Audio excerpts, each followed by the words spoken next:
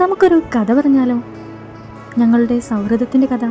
അതെ, നിങ്ങളെ എപ്പോഴും ചോദിച്ചുകൊണ്ടിരിക്കുന്ന ഞങ്ങളുടെ ഫ്രണ്ട്ഷിപ്പ് സ്റ്റോറിയാണ് കേട്ടോ ഞങ്ങൾ പറയാൻ പോകുന്നത്. ഞങ്ങളുടെ ഫ്രണ്ട്ഷിപ്പിന് 4 വർഷത്തെ കഥ പറയാനുണ്ടാവും.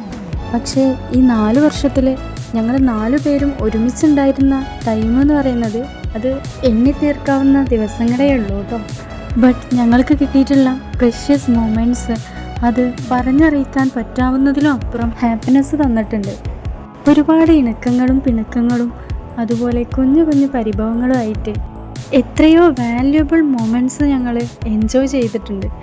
അങ്ങനെ പണ്ട് അതായത് ഒരു 4 വർഷം മുന്നേ ഡിഗ്രി കഴിഞ്ഞ് ഇനി എന്ത് ചെയ്യുമെന്നറിയാതെ നോക്കിയിരുന്ന സമയത്താണ് അക്കൗണ്ടിംഗ് എന്ന് പറയുന്ന ഒരു ഗോൾഡൻ ഓപ്പർച്യൂണിറ്റി ഞങ്ങളുടെ കയ്യിൽ വന്ന് പെട്ടത്.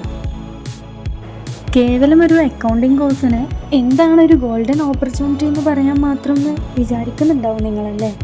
ഒന്നാമത് ഞങ്ങളുടെ സ്വന്തം നാട്ടിൽ നിന്ന് ജസ്റ്റ് ഒന്ന് കോഡ് മാറി പഠിക്കാൻ താല്പര്യം ഉണ്ടായിരുന്നു ഞങ്ങൾക്ക്. അതൊരു ഓപ്പർച്യൂണിറ്റി തന്നെയായിരുന്നു. അതുപോലെ ഫിനാൻഷ്യലി ഞങ്ങൾക്ക് ഒരു എക്സാമിലൂടെ കോഴ്സ് ഫ്രീ ആയി പഠിക്കാനുള്ള ഒരു ചാൻസും വീണ് കിട്ടി.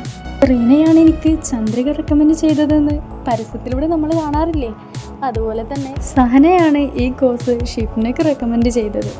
സ്കൂൾ ടൈമിലൊക്കെ ഒരു ക്ലാസ്സിൽ ഒരു ബെഞ്ചിലിരുന്ന് പഠിച്ചവരാണ് അവരെങ്കിലും അവർക്കെപ്പോഴും തമ്മിൽ ഓക്കെ ഫ്രണ്ട്സ് ആയിരുന്നു. പക്ഷേ സഹനയുടെ റെക്കമെൻഡ് ഷിഫ്ന എന്തായാലും തള്ളിക്കളഞ്ഞിട്ടില്ല.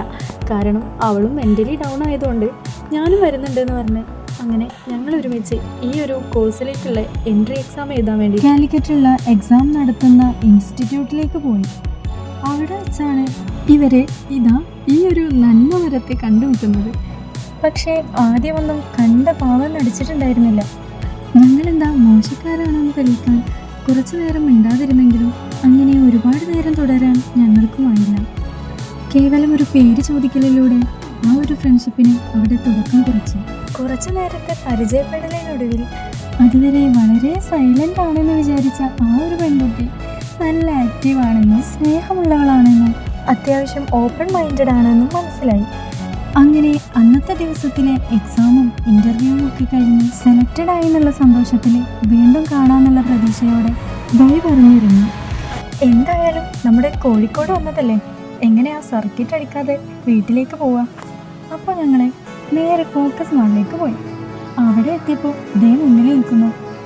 അവിടുന്ന് എക്സാമിന് കണ്ട സെയിം ആള് തന്നെ, നമ്മുടെ നന്മമരം. കൂടെ അവളുടെ ബ്രദറും ഉണ്ടായിരുന്നു.